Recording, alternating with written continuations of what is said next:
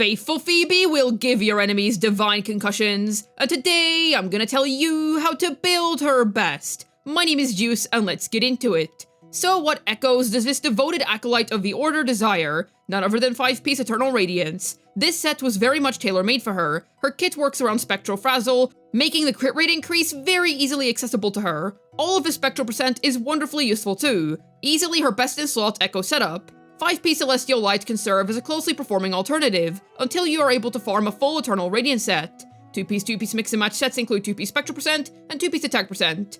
Her main animal will be the Nightmare Morning Ikes. 12% more Spectral bonus for her. Wonderful. And it's your only 4-cost option for Eternal Radiance. Otherwise, if you're using Celestial Light, the regular Morning Ikes will do just fine for you. As for Phoebe's main stats, simple. Go for 4-cost crit percent, 3-cost Spectral percent, 3-cost Spectral percent, 1-cost attack percent, and 1-cost attack percent. Other setups will work very well too. However, double Spectral percent will be your best bet. As for Phoebe's stat goals, simple. Go for 80 to 280% crit on a 5-star weapon, 2100 attack on Sig, 60 to 240% on a 4-star weapon, and 2100 attack on Ocean's Gift. I specify Ocean's Gift as the 4-star because it gives Phoebe so much attack, so 2.1k attack is achievable on both weapons. You can opt for a little less crit rate on the 4-star option because 5-piece Eternal Radiance will cover you. Follow these goals, and your Phoebe will be ready to rumble in no time. Farm Eternal Radiance as soon as you can, as it's her dedicated best in slot, while offering you access to Nightmare Morning Ikes. However, you're in no rush, because Celestial Light really isn't all that much worse for her. With that being said, free crit is a dream come true, so capitalizing on that would be ideal. To enact unholy violence, this woman's gonna need the right rectifiers to get the job done. So what'll those be? Luminous Hymn is going to be your absolute de facto best in slot pick. It also looks really cool. It provides her with all the stats that she could ever want. A healthy amount of crit rate, both basic percent and heavy percent, and some attack percent. There's also Spectral Frazzle amplification for her Confession state. This book covers all grounds for her, definitely her most ideal choice. However, don't be fooled into pulling for it if you're already the proud owner of a String Master. Yep, this weapon is at it again, being insane for every rectifier wielder in the game. It's chock full of free stats, lots of crit rate, attack percent, and even some free damage bonus percent. Incredible stuff. Rhyme Draped Sprouts is actually very powerful for her, since it gives her so much crit damage, and even some basic percent. It's still behind String Master in terms of performance, but it's absolutely up there as one of Phoebe's absolute best picks. A highly refined Augment is a great choice for her. It's very straightforward. Attack percent and crit rate. Awesome stuff.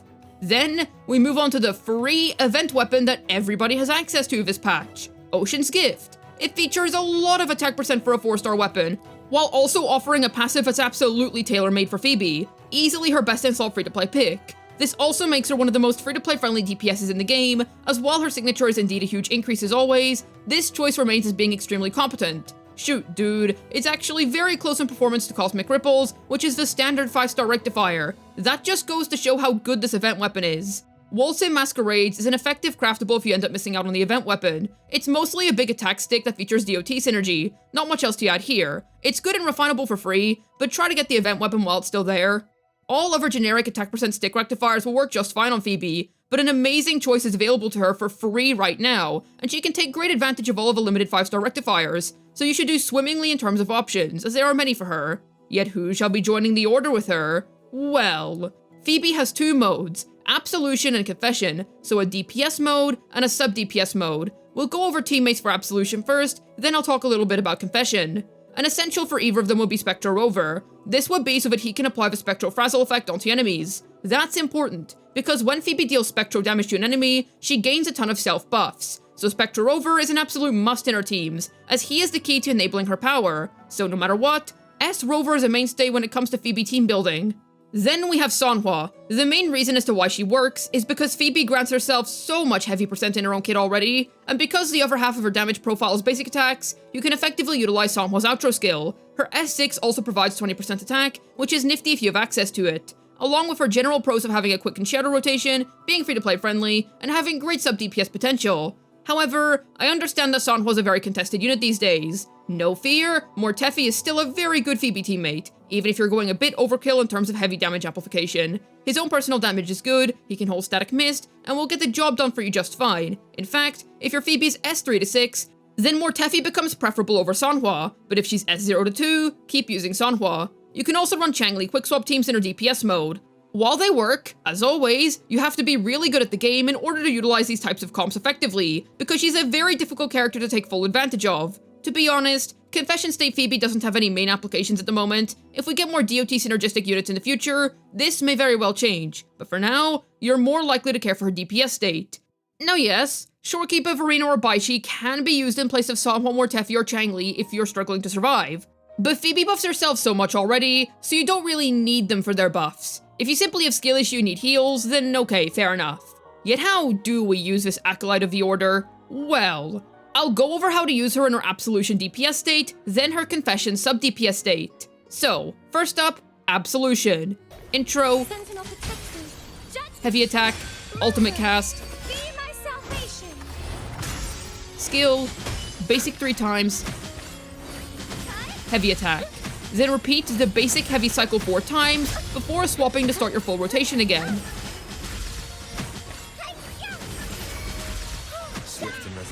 Then for her Confession state. Confession. Intro in, hold skill, ultimate,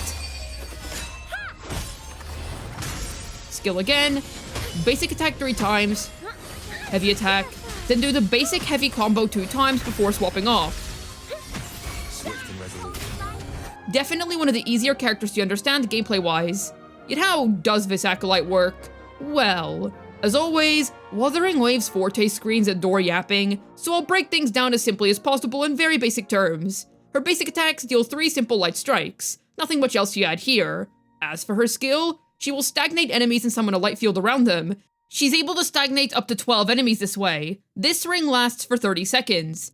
It's capable of grouping the enemies inside of it if Phoebe's basic attacks hit the ring. This is only practical depending on the situation that you're in. If Phoebe herself is in the ring, your basic attacks are enhanced. This is the optimal way to play Phoebe, but the grouping from attacking while being outside of the ring can be useful in AoE scenarios. You can also teleport to this ring by pressing skill again after you've already cast it. Of course, you can't be too far away from the ring in order to do this. As for her Resonance Liberation, she'll smash a big mirror and deal a lot of spectral damage. This has 2 different effects depending on the state that you choose to put your Phoebe in. If you put her in Absolution, her damage multiplier will increase by a fixed 225%. Wowza. And if you're in the Confession state, she will apply 8 stacks of Spectral Frazzle to enemies hit. Her intro skill will knock back nearby enemies and deal some spectral damage. As for her outro skill, it's pretty unique. If you're in the Absolution state, she will gain an increased damage multiplier of 255%. Nice. Her Confession effect will reduce the spectral res of nearby targets by 10%. There's also the nifty 100% Spectral Frazzle damage amplification, and when Spectral Frazzle inflicts damage, this outro will extend Spectral Frazzle's damage interval by 50%. Yippee, more powerful DOT procs. This ends either after 30 seconds, or if you choose to shift Phoebe into the Confession state. As for her Forte circuit, well, when her bar is full, you get to choose whether to put her into the Absolution or Confession state. You either hold basic attack, which applies 1 stack of Spectral Frazzle to target's hit, and then get put into the Absolution state. Or you hold her skill, which puts her into the Confession state. This also applies 1 stack of Spectral Frazzle to hit enemies. You have to pick one mode at a time, you can't have both at the same time. Her Forte is also what stores her enhanced heavy attack after doing 3 basics or a dodge counter. This heavy attack provides different benefits depending on your chosen mode. In Absolution mode, she will reduce the Forte cost of casting this special heavy by 15 points, which is how she's able to fit in 2 more within the rotation, as opposed to the Confession state which can only fit in 2. She also gains a crud ton of skill damage amplification. Confession's enhancement is straightforward. Apply 5 more stacks of Spectral Frazzle to target's hit. Easy stuff. As for her inherent skills, simple. Her I1 doesn't matter all that much, to be completely honest with you. You're never gonna be practically using this in a rotation. As for her I4, she gains 12% extra spectral bonus regardless of her mode. Easy to understand and effective stuff. As for Phoebe's Forte priority, simple, go for this. Regardless of Phoebe's mode, you're gonna want to go for this. The reason as to why you don't level her basic attack is because her basic attack damage scalings are stored within her skill, so you can ignore her basics and intro. Otherwise, make sure to level up the rest of her kit.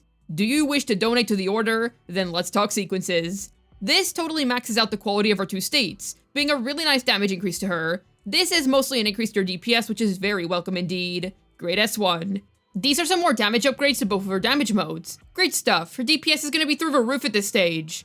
At this stage, because of the upgrades that this provides to your heavy attack DPS output, Mortefi becomes a better partner over Sanhwa for her DPS mode. Neat stuff. Reducing enemy spectral res is very strong. Absolutely excellent S4 that benefits both of her playstyles very well. Some more spectral percent. There's nothing else to add here, just a neat little extra boost when you cast intro.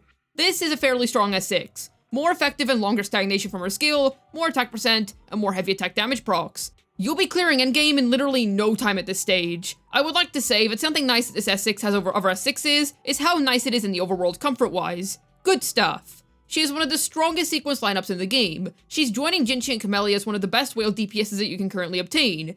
Extremely high potential in that regard. In terms of high astrites-based investment priority, you want to go for a 5-star weapon first, then any amount of sequences that you'd like, because they're all highly effective. But if you're wondering when to stop as a low spender, I'd say that there's no need to go beyond S1 if you want to get a boost to her output. Phoebe's power level feels like it was blessed by the almighty Imperator himself, because oh my goodness gracious, she performs very well. If you need a strong free-to-play friendly spectral DPS on your account, then she is a wonderful character to go for. Certainly an incredible unit when it comes to her overall meta value. I'm very pleased with how her kit turned out. But what do you think about Phoebe? Did she meet your expectations? Let me know down below, I'd love to hear your thoughts. As always, I have a ZZZ second channel. Head on over and subscribe if you're interested in some fun, silly ZZZ content. I'd also like to mention that I stream on Twitch. I stream once a week every week on Saturdays, starting from 3 PM UK time. Come along so that we can play Wuthering Waves, ZZZ, and do some other fun stuff together. Hopefully this video was able to get your Phoebe bonking her enemies into oblivion.